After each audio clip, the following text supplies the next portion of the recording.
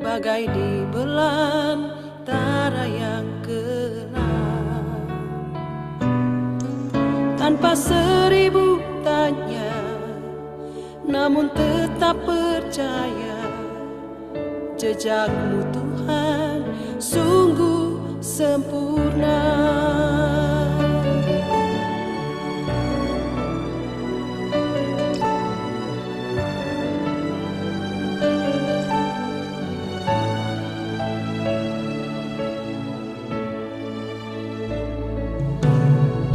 Sering ku tak mengerti jalan-jalan-Mu Tuhan, bagai di belantara yang gelap,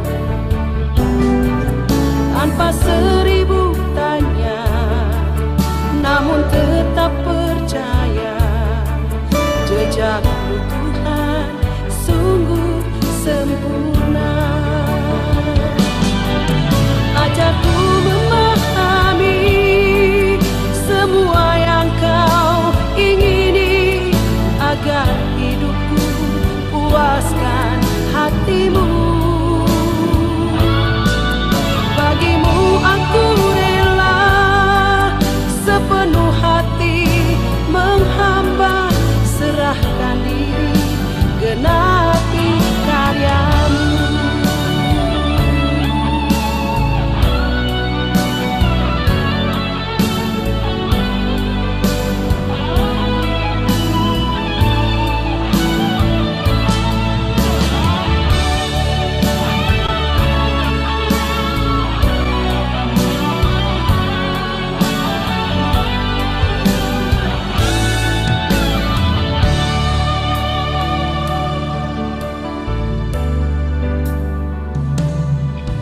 Sering ku tak mengerti jalan-jalan-Mu Tuhan, bagai di belantara yang gelap, tanpa seribu tanya, namun tetap percaya. Jejakmu Tuhan sungguh sempurna. Ajarku memahami semua yang Kau ingini, agar hidupku puaskan hati-Mu. Bagimu aku rela sepenuh hati menghamba, serahkan diri, genapi karya-Mu.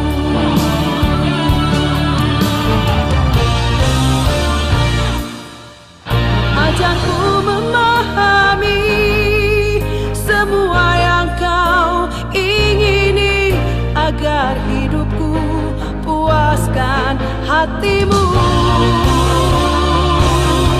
Bagimu aku rela sepenuh hati menghamba, serahkan diri, genapi karya-Mu. Serahkan diri, genapi karya-Mu. Serahkan diri, genapi karya-Mu.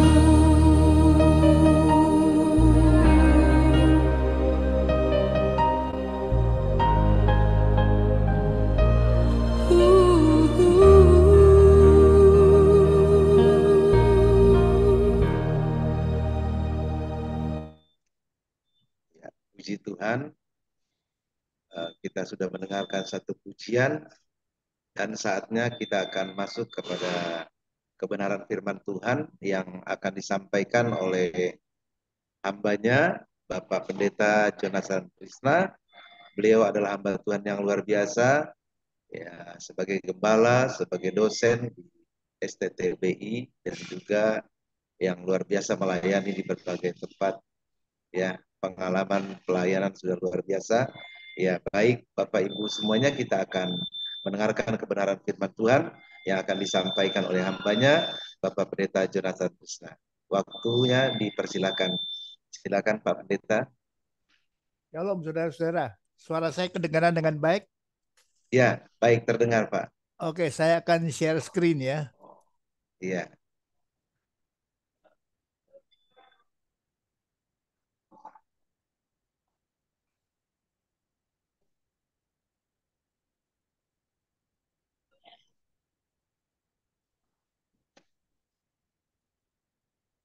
Ya, jadi firman Tuhan pada hari ini memang kedengarannya aneh karena pakai dua bahasa asing, ya, bahasa Yunani dan bahasa Inggris.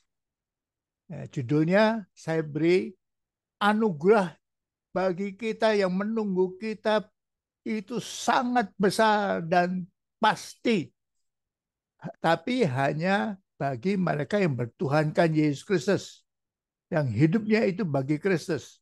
Dan saya akan bicara judulnya parusia dan rapture. Nanti akan dijelaskan kata-kata dalam bahasa Yunani dan bahasa Inggris itu artinya apa. Mari kita berdoa sebentar sebelum kita mulai bicara. Terima kasih Tuhan untuk anugerah-Mu bagi kami. Engkau yang sangat mengasihi kami, mau mati bagi kami, dan kami sekarang boleh menerima keselamatan anugerah yang begitu luar biasa. Keselamatan kekal yang Engkau sediakan bagi kami. Kami membuka hati kami, menerima Engkau sebagai Tuhan dan Juru Selamat kami. Engkau adalah Allah kami, dan kami siap menghambakan diri kami bagimu sepanjang hidup ini dan nanti sampai kekal. Terima kasih Bapak. Pada saat ini berbicara kepada kami Roh Kudus, kami siap untuk mendengarnya, mengertinya, dan terutama melaksanakannya dalam hidup kami. Dalam nama Tuhan Yesus Kristus kami berdoa ini. Amin. Jadi judulnya adalah parusia dan rapture.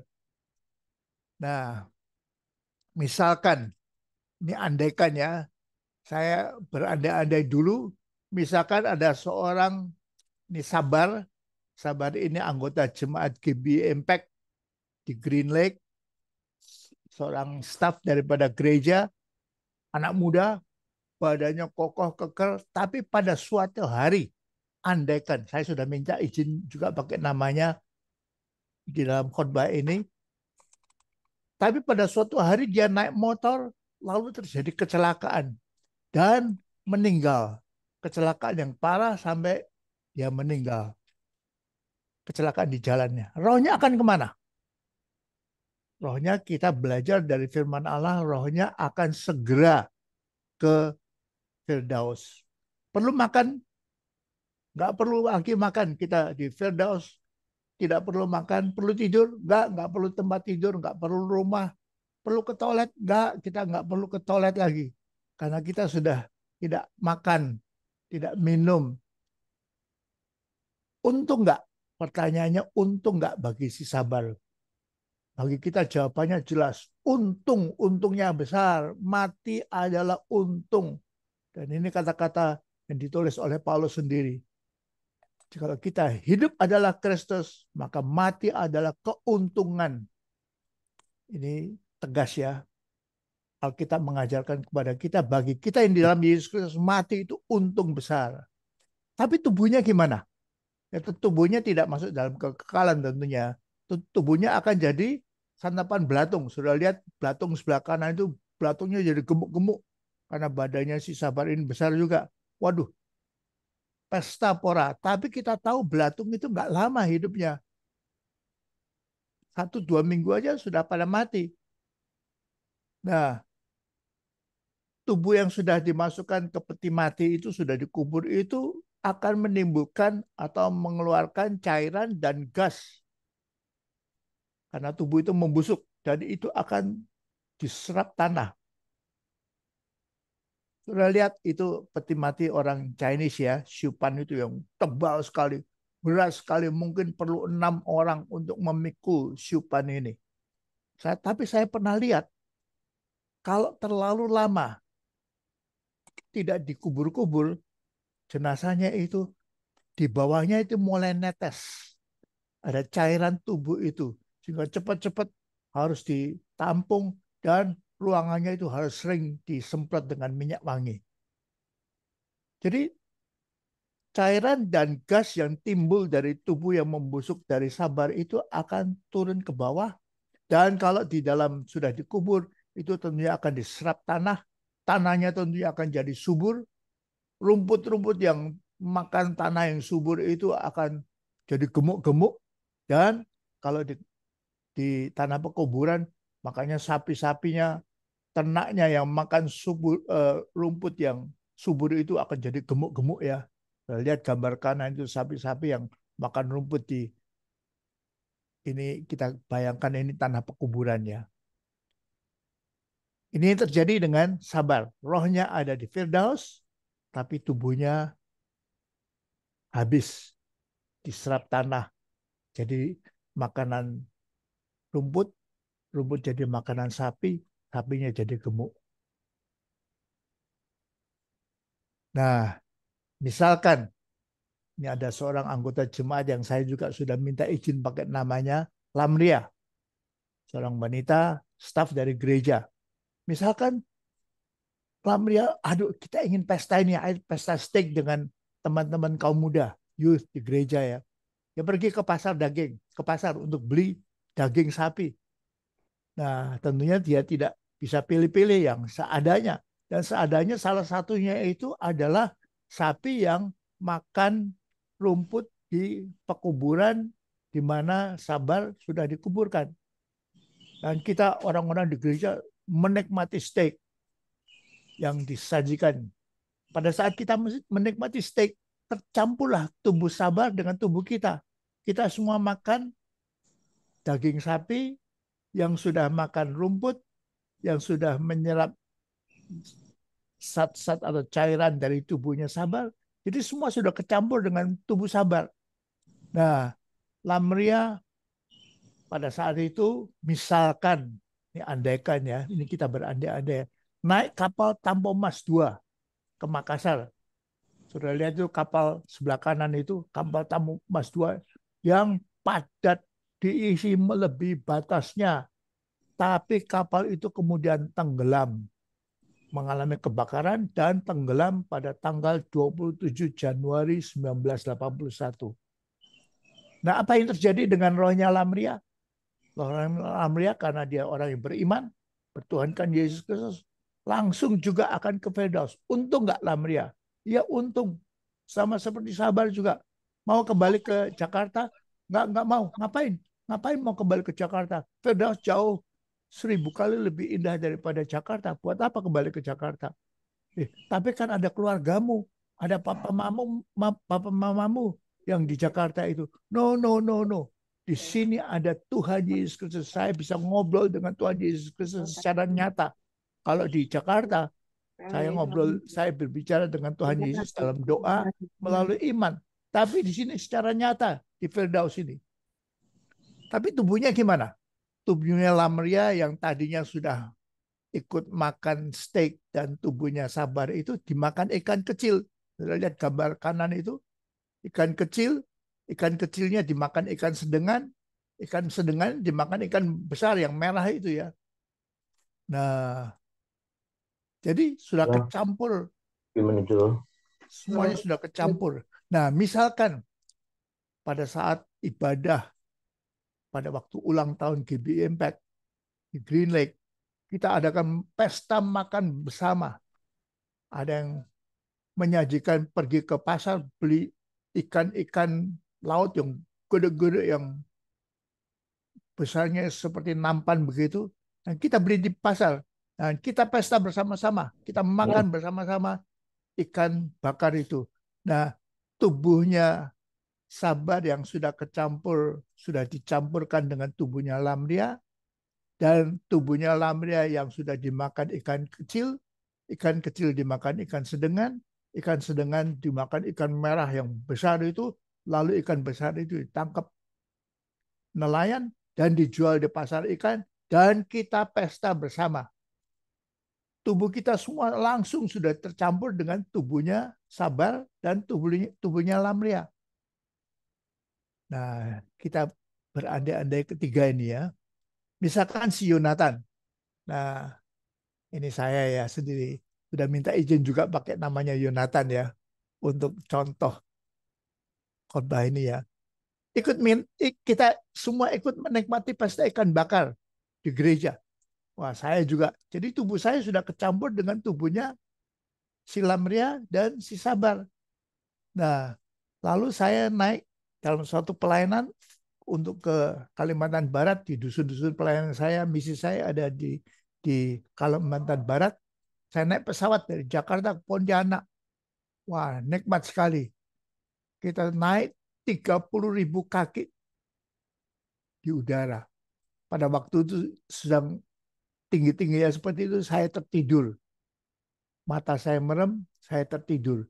Tapi tiba-tiba pesawat meledak. Semuanya terbakar. Menjadi puing dan abu yang jatuh di Laut Jawa itu. Nah, apa yang terjadi dengan tubuhnya si Yonatan? Tubuhnya si Yonatan jadi abu yang turun ke bawah sampai ke bumi. Nah, tapi rohnya gimana? Pada waktu sebelum pesawat meledak, mata saya tertutup. Tapi begitu meledak, mata saya melek. Saya ada di mana? Oleh anugerah Allah tentunya, saya sudah langsung berada di pintu gerbang Firdaus. Dan saya lihat siapa yang menyambut saya. Saya melihat Yesus Kristus dengan tangan terbuka menyongsong saya dan peluk saya dan berkata, "Hai hambaku yang baik dan setia, masuklah dalam kesukaan Tuhanmu." Wah, luar biasa. Itu anugerah yang luar biasa. Langsung bersama dengan Kristus di Firdaus. Tubuh saya jadi abu, jatuh di laut. Udah. Tapi roh saya bersama-sama dengan Kristus di Firdaus. Untung nggak mati itu? Oh, itu untung besar. Sukacita atau dukacita? Bagi saya, sukacita besar. Suruh balik ke Jakarta mau nggak? Nggak mau. Ya kan ada anakmu di Jakarta. Apa nggak pengen lihat anak? No, no, no, no. Saya di sini ketemu dengan Yesus Kristus, ngobrol dengan Tuhan Yesus Kristus sendiri, dan dengan orang-orang beriman lainnya.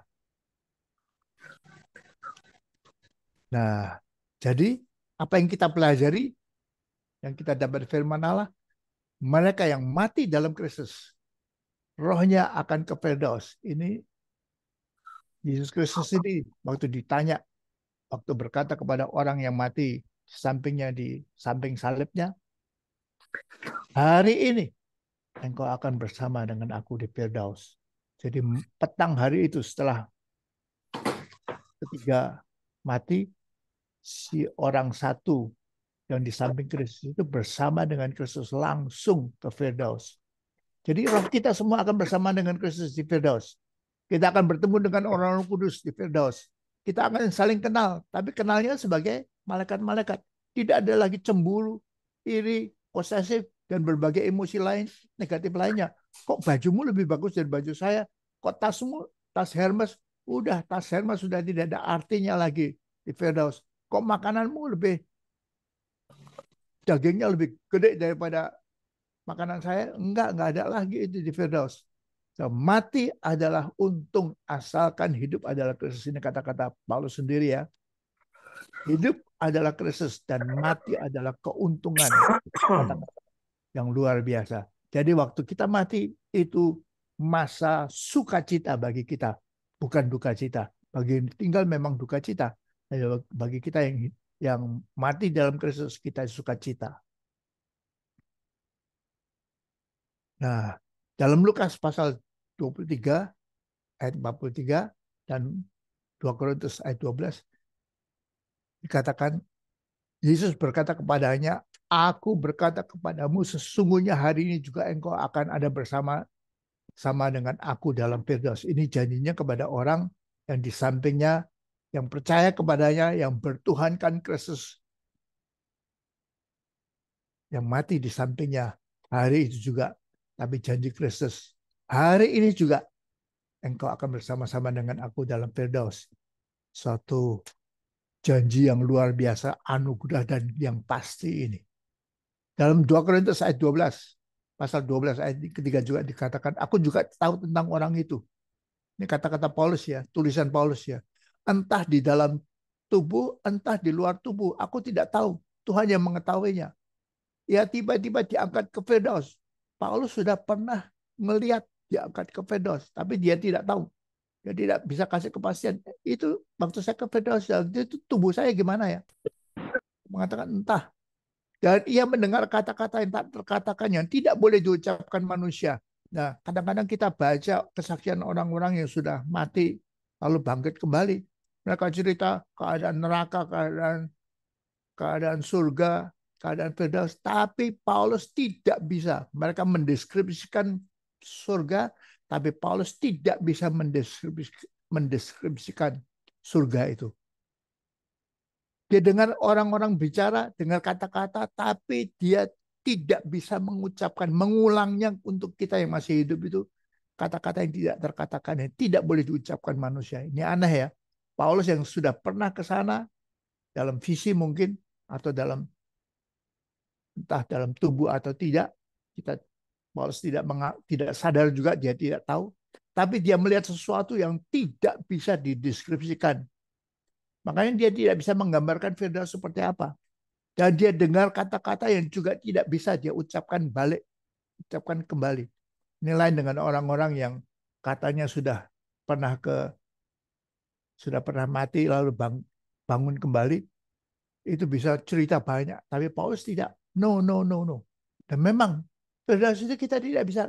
Kita kan bisa menggambarkan satu dimensi ya. Satu dimensi kan garis ya. Satu dimensi ya. Kanan ke kiri ya. Dua dimensi kan bidang ya.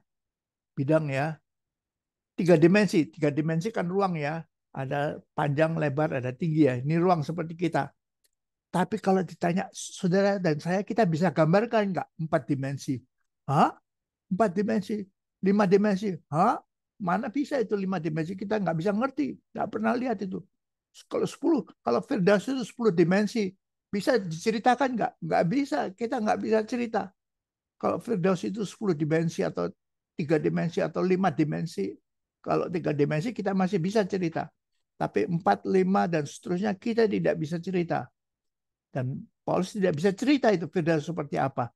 Dia juga tidak bisa mengucapkan apa yang didengarnya di Firdaus. Nah, ini gambaran Firdaus ini. Ini tentunya gambaran seorang artis ya. Kita tidak bisa membayangkan keadaan karena kita belum pernah ke sana ya. Paulus pun tidak bisa menggambarkan ya. Ini misalkan aja. Ini fantasi seorang artis ya. Sudah lihat itu di tahta Allah itu dikelilingi dengan, saya tidak tahu orang beriman itu yang sudah mati ya, kita dunia semua orang-orang yang sudah lewat 100 tahun yang sudah pada mati semua ya. Itu dalam keadaan apa? Kita tidak tahu. Tapi sudah lihat gambarnya dan berapa banyaknya. Mungkin sudah miliaran atau jutaan, ratusan juta. Sebab dari zamannya Abraham, Musa, Daud, semuanya sudah ke Firdaus ini sekarang. Lagi menunggu di Firdaus. Udah ribuan tahun ya. 4-5 ribu tahun. Dan sejak zamannya Kristus, udah 2000 tahun. Itu sudah berapa banyak orang yang beriman yang sudah mati juga. Mati secara jasmani ya. Mereka sudah kumpul juga di Firdaus itu. Nah, sudah lihat gambar kanan itu kok ada yang pakai topi uskup. Mungkin ada uskup yang juga sungguh-sungguh beriman kepada Kristus. Yang masuk Firdaus juga. Sebelah kiri, uskup-uskup, bishops, orang-orang beriman. Mungkin di tengah itu kelihatan orang yang tua sekali, yang jenggotnya panjang. Itu mungkin Petrus, Paulus, rasul-rasul, 11 rasul itu semua sudah ada di Firdaus semuanya. Menunggu kedatangan Tuhan. Dan mereka bersekutu, mereka memuji, menyembah Tuhan saja di Firdaus. Luar biasa. Gambaran orang-orang kudus di Firdaus ini. Dan ini bagi kita yang dalam Kristus, kita akan mengalami ini semua juga. Nah, dalam Markus 12 ayat 25 digambarkan kita itu pada waktu itu akan seperti malaikat. Sebab apabila orang bangkit dari antara orang mati, orang tidak kawin dan tidak dikawinkan, melainkan hidup seperti malaikat di surga. Jadi di surga kan tidak ada malaikat-malaikat, tidak ada laki, tidak ada perempuan, tidak kawin, tidak hubungan seks, tidak punya anak dan sebagainya. Semua malaikat yang memang fantasi pelukis itu aja menggambarkan ada malaikat-malaikat bayi, ada malaikat-malaikat anak, ada malaikat-malaikat laki, ada malaikat-malaikat perempuan. Tapi secara dalam Alkitab tidak digambarkan, tidak ada malaikat yang melahirkan anak, hubungan seks di sana dengan sesama malaikat, lalu melahirkan bayi, malaikat lalu jadi anak malaikat, lalu jadi remaja malaikat, lalu jadi orang jadi dewasa malaikat. Tidak digambarkan seperti itu. Dan kadang-kadang tidak ada hubungan seks, tidak ada laki perempuan. Mungkin perutnya langsing semuanya ya. Karena tidak ada usus, tidak perlu makan. Dan bersama-sama kita yang ada di Firdaus itu menunggu kedatangannya, parusia ini. Nah, kita mulai ya mengerti kata asing ya dalam bahasa Yunani itu. Parusia. Parusia itu artinya kehadiran, presence. Itu digambarkan di zaman dulu itu sebagai datangnya seorang kaisar atau seorang raja atau gubernur, orang-orang terkemuka seperti di gambar kiri ya pakai baju merah itu mungkin raja atau gubernur atau orang terkemuka. Waktu mereka itu datang, rakyat menyambutnya dengan sorak-sorai, ada teriakan-teriakan, ada trompet-trompet yang menggambarkan akan kedatangan daripada atau kehadiran parusia daripada raja, gubernur atau orang terkemuka ini. Dan keadaan ini, kata ini, parusia ini digambarkan juga untuk menggambarkan kedatangan Kristus. Sebelah kanan itu Yesus Kristus datang dengan beribu-ribu, berjuta-juta, mungkin bermiliar-miliar malaikat. Kita tidak tahu tentunya 2/3 malaikat yang diciptakan Tuhan yang sampai sekarang masih melayani dia itu berapa miliar kita tidak tahu ya. Tapi Yesus Kristus akan datang dengan teriakan, dengan sorak-sorai, disertai dengan semua malaikatnya. Ini parusia, kedatangan, kehadiran Kristus, parusia. Nah, apa respons kita terhadap parusia ini? Lihat gambar kiri atas itu parusia ya. Yesus datang dengan semua malaikatnya. Tapi terjadi juga kata yang berikutnya rapture. Rapture bahasa Inggris tentunya artinya adalah pengangkatan. Di mana orang-orang kudus itu diangkat untuk menyambut Kristus di angkasa. Sudah lihat gambar kiri bawah itu rapture, pengangkatan. Tapi juga ada aniaya besar. Gambar sebelahnya itu aniaya besar. Orang-orang yang ketinggalan. Orang-orang yang akan mengalami aniaya besar, yang akan mengalami di dahinya ataupun di tangannya 666 itu. Mereka akan celaka. Tapi sebelah kirinya gambar orang-orang yang di rapture. Nah, rapture ini itu ada 2 bagian. Pertama kloter 1, yang kedua adalah kloter 2. Kloter 1 kelompok terbang 1 dan kelompok terbang 2. Kelompok terbang 1 itu siapa? Itu kita-kita yang sudah tua-tua ini. Saya termasuk seorang yang sudah tua ya tentunya ya. Sudah mati, secara fisik sudah mati, tapi rohnya ada di Firdaus. Tapi waktu Yesus Kristus datang kedua kalinya, second coming itu pada waktu parusia, tiba-tiba saya menerima tubuh saya itu dibangkitkan kembali. Saya menerima tubuh yang kekal untuk menyambut dia di angkasa. Ini kelompok terbang pertama ini. Kita semua entah berapa miliar atau berapa juta orang yang akan menyambut dia di angkasa. Tapi kemudian ada kloter 2. Ini saudara-saudara yang masih muda-muda ya. Waktu Yesus Kristus datang, waktu parusia, saudara masih hidup di bumi ini. Saudara akan menerima tubuh yang baru, yang kekal juga, dan akan menyambut dia di angkasa. Tapi saudara kloter 2, kelompok terbang 1 akan terbang dulu menyambut Yesus Kristus di angkasa. Lalu saudara saudara yang masih muda-muda itu kelompok terbang 2. Ini akan terjadi. Ini yang digambarkan oleh Alkitab. Nah, bagi orang yang ketinggalan itu, parusia itu apa? Itu pengalaman yang mengerikan. Semua yang ketinggalan itu mengalami hal yang mengerikan. Lihat gambar ibu dan anak itu. Ma, papa mana, ma? Papa mana? Adik mana, ma? Adik mana? Kok nggak ada ya? Kok nggak ada ya? Iya, nak. Kita ketinggalan, nak. Mereka semua sudah diangkat untuk menyambut Kristus di udara, di angkasa. Tapi kita kok nggak percaya dulu. Waktu Papa cerita sama kita, kok kita nggak percaya. Kita lecehkan dia, bohong itu hanya fantasi pendeta-pendeta aja. Sekarang kita sungguh-sungguh ketinggalan. Cilaka kita. Gambar kiri bawah itu seorang wanita tiba-tiba keluarganya hilang semua atau suaminya hilang, suaminya sudah bertuhankan Yesus Kristus hilang. Tapi saya kok nggak ikut itu, kenapa ini? Ya saya ketinggalan itu. Suami sudah diangkat untuk menyambut Kristus di angkasa, di udara. Saya kok ketinggalan, wah cilaka ini. Nah gambar kanan itu di jalan tol terjadi banyak kecelakaan. Karena apa? Karena sopirnya yang ikut kloter 2 itu tiba-tiba menghilang. Mobil tanpa sopir ya akan tabrakan dengan mobil-mobil lain. Jadi banyak kecelakaan di jalan tol pada saat rapture itu. Banyak yang mati di jalan tol pada saat rapture itu.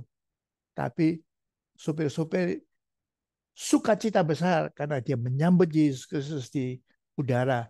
Tapi tentunya yang bertuhankan Kristus. Yang hidupnya adalah Kristus. Makanya mati adalah keuntungan.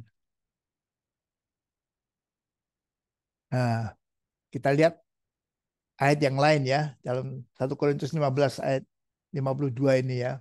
Tentang kebangkitan tubuh kita. Dalam sekejap mata. Pada waktu bunyi nafiri yang terakhir. Ini gambaran bagaimana terjadi rapture ini ya.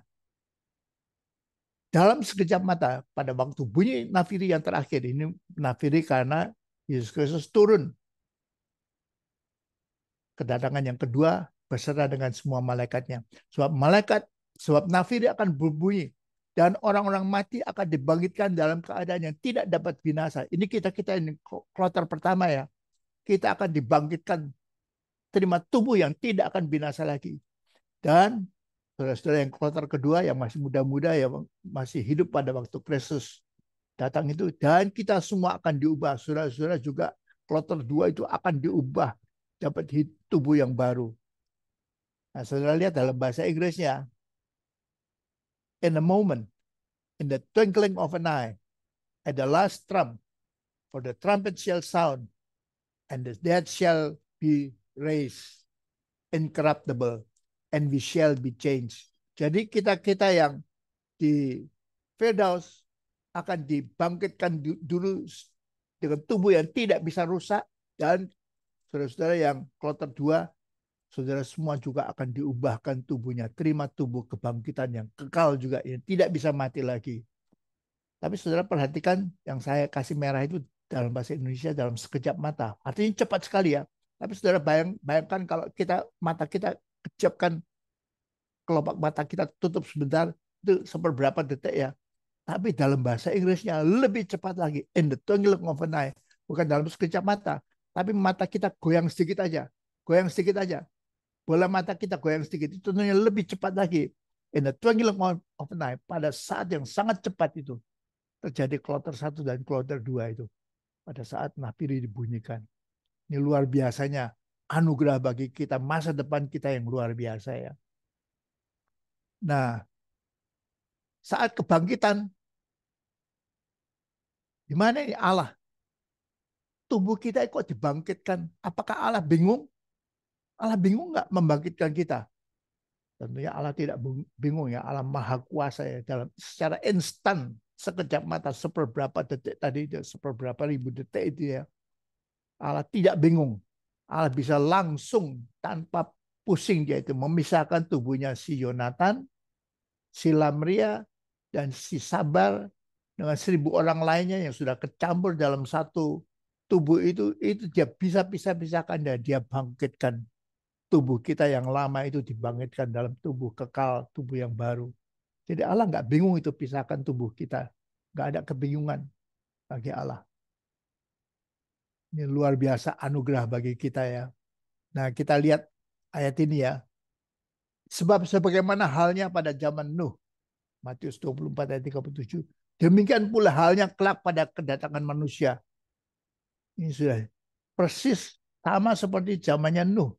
Sebagaimana mereka pada zaman sebelum air bah itu makan, minum, kawin dan mengawinkan sampai pada hari Nuh masuk dalam bahtera. Tentunya pada waktu itu orang-orang pada berdosa ya, tidak mau ditawarkan oleh Nuh untuk masuk dalam bahtera, dibuka lebar-lebar tapi nggak ada yang mau. Mereka buat apa di gunung kok naik kapal? Ada apa? Di gunung kok ya nanti akan ada banjir besar. Bohong, bohong. Masa di gunung ada banjir besar? Kan airnya harus menutupi seluruh tanah ini. Semua harus mati. Itu bohong itu. Bohong. Mereka nggak mau masuk dalam bahtera. Mereka tetap makan, minum, seks bebas, korupsi, pukul-pukulan, kekerasan, KDRT. Mereka nggak peduli pada sama seperti pada zamannya Nuh. Tapi sekarang itu nanti akan terjadi seperti itu. Ayat 39, dan mereka tidak tahu akan sesuatu sebelum air bah itu datang dan melenyapkan mereka semua. Jadi itu akan terjadi juga pada zaman Nuh itu. Demikian pula lah halnya kelak pada kedatangan anak manusia. Pada waktu Yesus Kristus datang juga orang-orang akan hidup kacau, seks bebas, korupsi bebas, kekerasan bebas, narkoba bebas, judi bebas, semuanya bebas. Tapi Yesus Kristus pasti datang dan mereka semua akan ketinggalan. Mereka akan mengalami celaka yang besar seperti itu ya.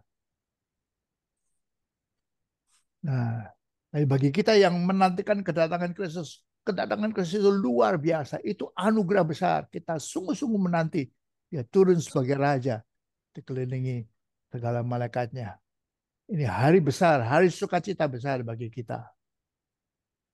Sudah lihat dua kelompok orang ini.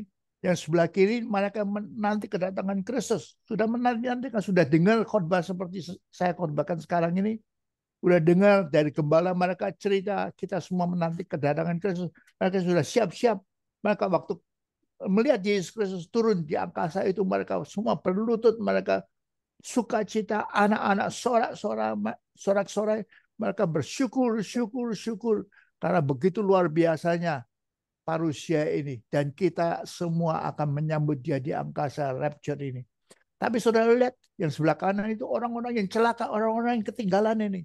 Cilaka kita, cilakanya luar biasa. Karena memang benar, kata pendeta itu benar ya. Kata papa benar ya, kata opa benar. Tapi kenapa kita orang-orang muda nggak percaya? Kita katakan papa bohong, opa bohong, oma bohong. Masa kita semua akan diangkat di angkasa? Nggak mungkin itu. Para ateis nggak mungkin itu ada Tuhan, itu nggak ada Tuhan. Mereka ternyata benar, ternyata ada Tuhan ya. Mereka semua merasa celaka itu sebelah orang gambar orang kanan itu ya. Putus asa, pengen bunuh diri, menyesal, tapi buat apa menyesal, sudah ketinggalan nih. Nah, dalam Matius 24 ayat 40 dikatakan pada waktu itu kalau ada dua orang di ladang, yang seorang akan dibawa dan yang lain akan ditinggalkan. Kalau ada dua orang perempuan sedang memutar batu kilangan, yang seorang akan dibawa, yang lain akan ditinggalkan. Dua wanita sedang mendorong batu kilangannya untuk menggerus gandum itu ya, supaya jadi tepung ya. Mereka mendorong keras itu. Dua orang, masing-masing dengan kekuatan mereka. Tiba-tiba seorang itu merasakan, loh ini kok berat sekali. Nggak bisa. Saya nggak, ini kok seperti saya sendiri yang dorong. Aneh, dorong dong. Kenapa kok kamu nggak dorong lagi? Waktu dia lihat, dia noleh ke belakang. Anehnya sudah nggak ada ini. Dua orang perempuan sedang memutar batu kilangan, yang seorang akan dibawa, yang lain akan ditinggalkan. Satu akan rapture, menyongsong Yesus Kristus di angkasa, satunya ketinggalan di kilangan itu. Cilaka. Karena itu berjaga-jagalah. Kamu tidak tahu pada hari mana Tuhanmu datang. Kita tidak tahu. Pastinya tanggal berapa, nggak ada yang bisa tahu. Dan tidak ada yang tahu. Yang mengatakan tahu itu bohong. Yang menentukan satu tanggal tertentu itu bohong. Dan secara gereja kita sudah tahu. Sudah berkali-kali ada penipu-penipu itu yang mengatakan tanggal ini jam sekian Yesus Kristus akan datang. Tapi ternyata sampai sekarang belum. Kita tidak tahu pada hari mana Tuhanmu datang. Tapi pasti datang. Jadi jangan tidak percaya ya. Harus percaya dan siap-siap. Dan semua siap-siap. Kabar lagi, kiri atas itu orang-orang yang menyambut kedatangan Kristus secara luar biasa. Dari mana-mana. Seluruh bangsa di muka bumi itu akan terbang menyongsong dia. Kloter 1 dan kloter 2. Nah, kiri bawah itu. Istri yang bangun pagi tiba-tiba kok tempat tidur kok cuma sendirian ya. Pak, kemana kamu? Kenapa bangun pagi-pagi ini kan hari libur? Ternyata waktu dia bangun cari suaminya, suami kok nggak ada. Kemana ini?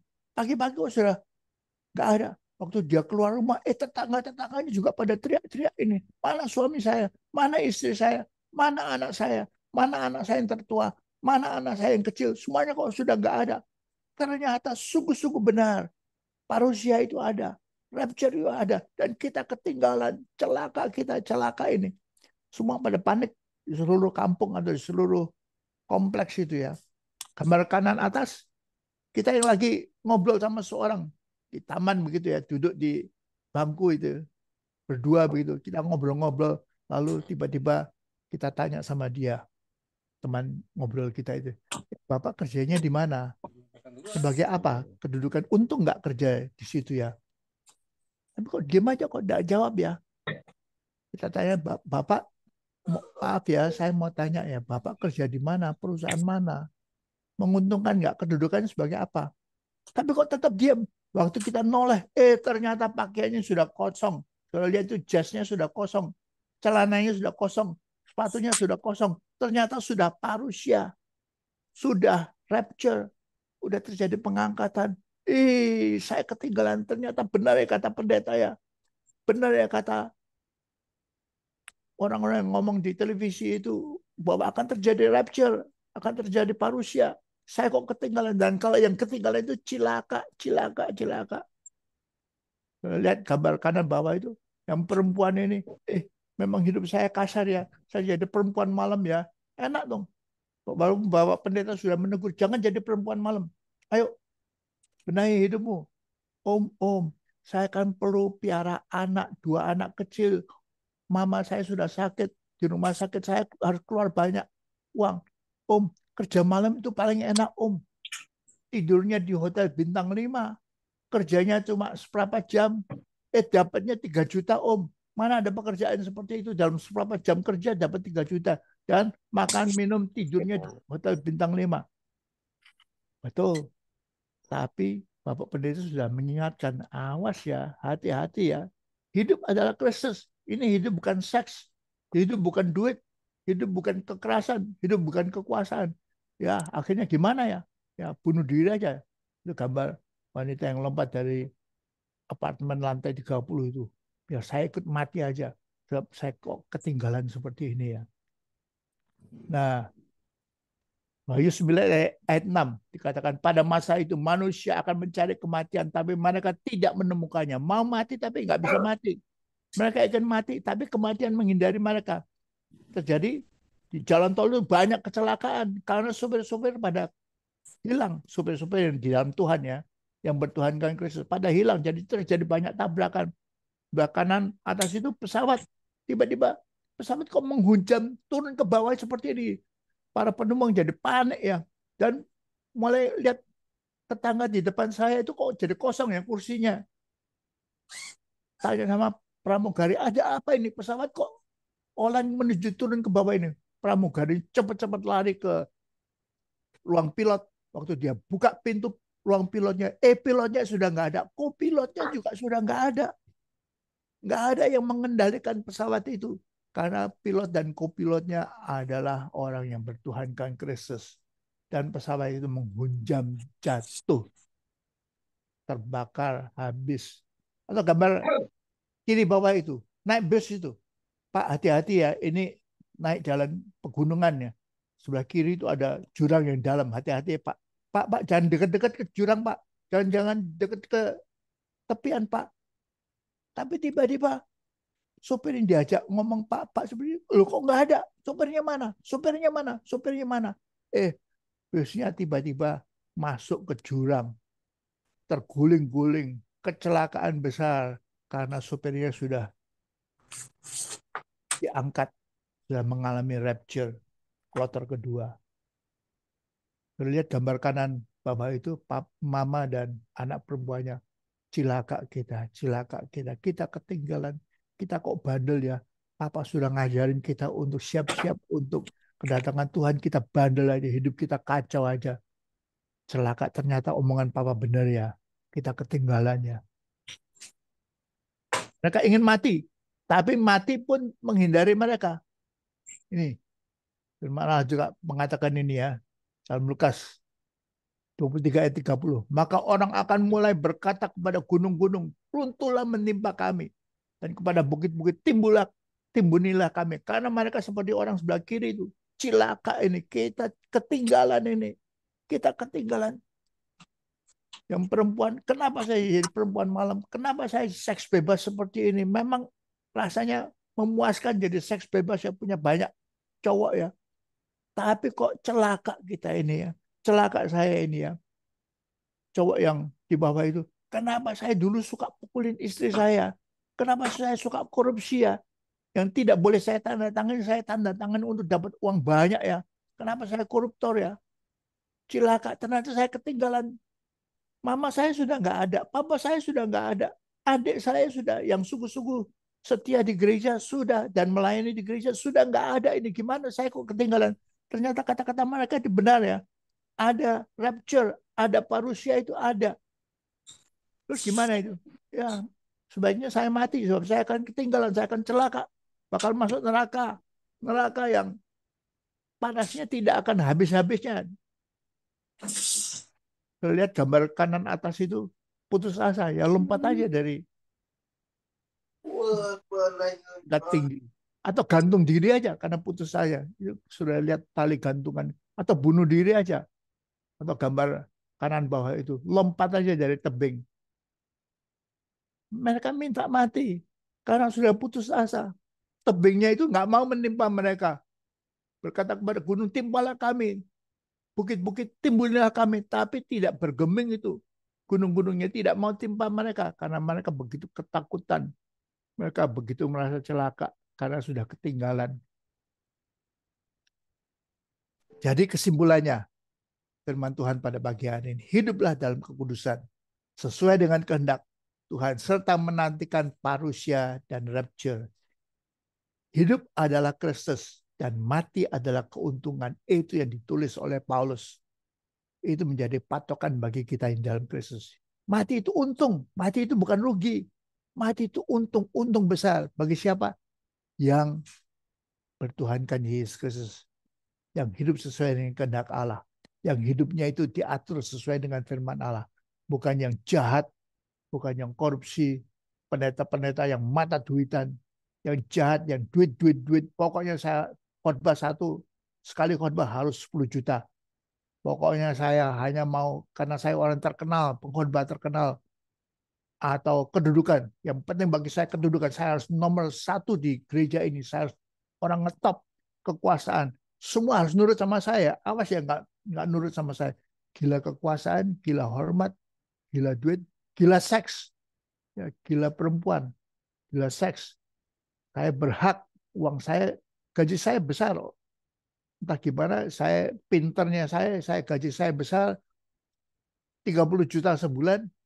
Lalu buat apa? Ya buat hidup malam. Saya berhak, saya nggak merugikan siapa-siapa. Bahkan saya menguntungkan perempuan-perempuan malam itu. Karena saya pakai mereka.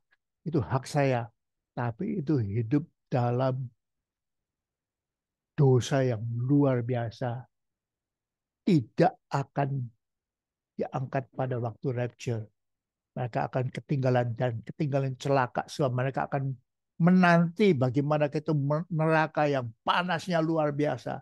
Mereka akan digigitin, tangannya dihabisin oleh iblis, mata colok oleh iblis. Tapi besoknya matanya timbul lagi, tangannya kembali lagi untuk digigitin lagi. Sakit sekali. Disiksa oleh malaikat atau disiksa oleh setan-setan di neraka itu. Tapi itu bagian mereka kalau tidak hidup. Kalau hidup bukan Kristus, maka mati itu celaka besar. Tapi bagi kita yang hidup adalah Kristus, mati itu keuntungan, kata Petrus, kata Paulus. Tuhan memberkati saudara-saudara. Silakan kalau ada yang mau bertanya, saya siap untuk diskusi. Silakan.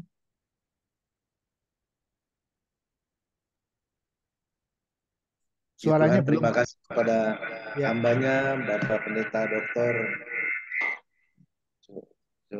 Pak Tuhan Triyatna ya, yang Jonathan Trisna ya. Luar biasa pemaparannya dan ini sangat-sangat mengerikan, sangat menakutkan bagi orang-orang yang tidak ada di dalam Kristus.